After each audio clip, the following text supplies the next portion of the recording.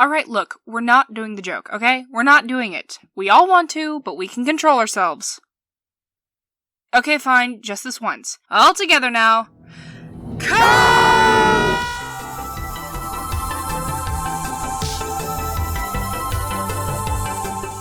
The Enterprise has come across a derelict Earth vessel in space that Spock estimates to be from the 1990s. Yeah, we were real big on space travel in the 90s, in between eating Go-Gurt, watching Blossom, and listening to Weezer. Goddamn you half Japanese! Maybe some nostalgia should stay in the past. On the Botany Bay, Bones senses some very slow heartbeats aboard. Kirk decides to go check the place out and takes along Scotty and Bones, who really doesn't want to go. Care to join the landing party, Doctor?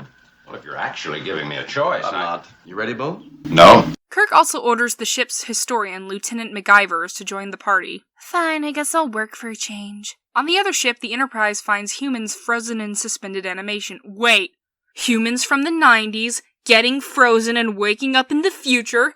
I know this story! It's the future. My parents, my coworkers, my girlfriend.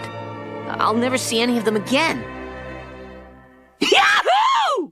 One of the cells is activated, and McGivers is immediately attracted to the man inside, like Chris Pratt in Passengers. Encino Man starts dying inside the cell, so Kirk breaks him out. Hey, how you doing, little mama? Let me whisper in your ear. They take Mr. Rourke and beam back to the Enterprise. The medical team finds that the man from the ship has been genetically augmented to be physically superior to the average human, a result of some selective breeding from Earth's eugenic wars of the late 20th century. Yeah, that thing that happened. Okay, Star Trek couldn't be right about everything. The cool grandpa from Spy Kids wakes up in sickbay and threatens Bones with a scalpel to his throat. Well, either choke me or cut my throat. Make up your mind. Where am I? You're in bed, holding a knife at your doctor's throat. Answer my question. It would be most effective if you would cut the carotid artery just under the left ear. It's the one and only Digo Double G.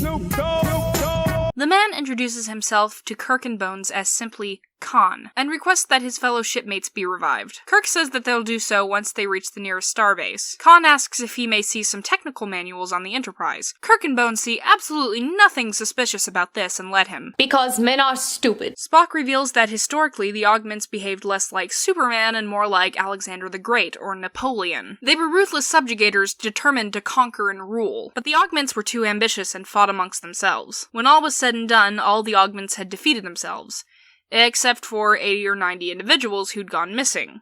Just about the same number of passengers aboard the Botany Bay. Meanwhile, an infatuated Lieutenant McGivers sneaks into sickbay to introduce herself to Khan. You know women, a handsome, forceful man, and they just can't help themselves. I guess I can't blame her, it is Ricardo Montalban. If Ricardo Montalban negged me about my hair, I don't think I could get mad either. Fun fact, Madlyn Rhue played Montalban's wife in an episode of Bonanza. Glad you came. So I want you to park that Big Mac truck right in this little garage. Over dinner, Khan lets it slip that he was clearly one of those would-be tyrants vying for world domination. His logic is basically that the world under one ruler, specifically him, would bring peace and order, like Loki in the Avengers. It's the unspoken truth of humanity that you crave subjugation. The bright lure of freedom diminishes your life's joy in a mad scramble for power. Khan excuses himself and McGivers follows him. He reveals to her that he intends to seize the Enterprise and asks her to ally with him. She gives in to him because Khan is just that sexy. Kirk and the others do some digging and find out Khan's full history. His full name is Khan Noonien Singh, and he's a pretty heinous war criminal. Kirk, Bones, and Scotty are kind of into it? I must confess, gentlemen, I've always held a sneaking admiration for this one. He was the best of the tyrants, and the most dangerous. There were no massacres under his rule. No wars until he was attacked.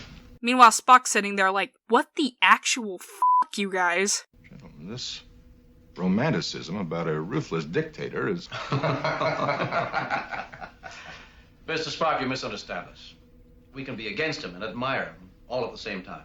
This is like when that one guy in your college history class tries to play devil's advocate for Hitler by saying that he actually had some pretty good ideas if you ignore all the Holocaust stuff. Kirk gets Khan to admit that the purpose of the Botany Bay was for Khan and his fellow augments to start a new, genetically superior civilization on a new planet. After Kirk leaves, Khan breaks out of his room and McGivers helps him transport over to the BB to resuscitate the other augments. They infiltrate engineering and take over the Enterprise from there. When Kirk refuses to surrender the ship, Khan cuts off air supply to the bridge and Kirk and his crew pass out. Khan holds the crew hostage in the briefing room. This guy pimp slaps the crap out of Uhura. Oh no, she did not. Bitch, I hope the f*** you do. You'll be a dead son of a bitch, I tell you that. Uhura is ready to throw hands, but McGivers intervenes. Khan demands the crew swear loyalty to him or they'll be executed. To make an example, Khan makes them watch as he throws Kirk into the washing machine of doom. McGivers makes an excuse to leave and suddenly the feed of Kirk cuts off. Khan orders Spock to be executed next, but he is rescued by Kirk, having been saved by McGivers. Kirk and Spock pump the briefing room with anesthesia to knock out Khan and his men. Khan manages to flee and Kirk tracks him down to engineering. Khan reveals that he's set the ship's engines to overload thanks to his knowledge of the ship's technical manuals. They fight, and okay, this is basically the same thing that happened in Court Martial. Villain's going to destroy the ship,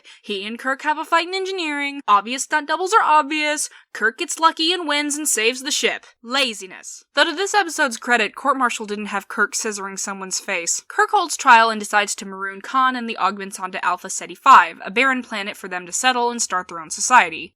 So, basically what they originally wanted to do. Kirk also offers McGivers a choice between a court-martial and staying with Khan. Obviously, she picks the sexy war criminal. She was like, Superman, this hoe. Would be interesting, Captain, to return to that world in 100 years and learn what crop had sprung from the seed you planted today. Yes, Mr. Spock. It would indeed. Yes, I'm sure this decision will have no future consequences. Nope. None at all. Totally fine. When will you learn? When will you learn that your actions have consequences? This is just a really good episode, period. Khan is a classic villain for a reason. Ricardo Montalban is just really awesome. When asked who his favorite guest star to work with was, Deforest Kelley responded, I enjoyed working with Ricardo the best. I was privileged. He is a marvelous actor. The augment ship, the Botany Bay, was named in reference to a penal colony in Australia established by the British Empire. And like the British Empire did with their undesirables, the Enterprise abandons Khan and his companions onto an uninhabited world. Alpha Ceti 5, like Australia in the 1700s, would have been considered terra nullius, or no man's land. However, it's been pointed out to me by a friend who actually lives in Australia that, like North America, Australia was claimed by European colonizers who forced the indigenous peoples who already live there from their homes. I see why the writers of this episode thought it was an apt comparison, but colonization apologism is one of the aspects of the show that hasn't exactly aged well. Khan is analogous to Nietzsche's Übermensch. They literally call him a Superman in the episode. More specifically, he seems to be cut from the cloth of the Third Reich's idea of a Superman. Hitler and his ilk were obsessed with the idea of creating a master race made out of superior individuals. But Hitler's idea of superior excluded people of color, and Khan and his crew are a rainbow of races and cultures. As I've often stated, eugenics is, bad, and eugenicists often have racist principles. The way eugenics is tackled in this episode is weird. I mean, we can agree that overall, the episode is anti-eugenics, but at the same time, we have this scene of Kirk and the boys sitting around fanboying about how cool and admirable they think Khan is. So eugenics is bad, but it's also kind of badass. It's worth noting that the only one at the table who calls them out on this bullshittery is the biracial alien played by the very Jewish Leonard Nimoy. And while we're here, in Carey Wilber's original draft for Space Seed, Khan was imagined as a Nordic pirate named Harold Eriksson, but was reimagined as a Sikh when Montalban was cast. Montalban was not actually Sikh, or Indian, or even Asian. He was born in Mexico. Yeah, Star Trek kind of has this track record with what I call brown blending. It's like casting directors think that it doesn't matter which shade of brown you are as long as it's brown. Cast a Latino guy as an Indian man. Or a Native American. Sulu isn't even from a specific country in Asia. He wasn't intended to be Japanese like George Takei, although most fanon establishes him as such. He was purposely conceived as having no nationality because he is supposed to represent all Asian culture. Sulu isn't even a real Asian surname. He was named after a body of water. Now, it needs to be remarked, I am extremely white. I'm so white that I could use mayonnaise as foundation, so this really isn't my lane to drive in. But it is something I've noticed about Star Trek. Your mileage may vary on if this is problematic or not. Whenever I make comments like this, I get responses like, Star Trek was progressive for the 60s. You can't look at it with today's perspective. Quit being so sensitive, you PC snowflake. Which, yes, Star Trek was progressive for its time, and I give credit where credit is due. But with older media like this, I think it's almost irresponsible not to examine the parts that have aged badly. We don't have to #cancel Star Trek just because it's not perfect. I would never argue that. Everything is going to age badly. Probably this video is going to age badly. Khan is a brilliant character, Space Seed is one of Star Trek's best episodes, but maybe if Khan is ever revived in the future, he'll actually be played by an Indian actor. My name is Khan.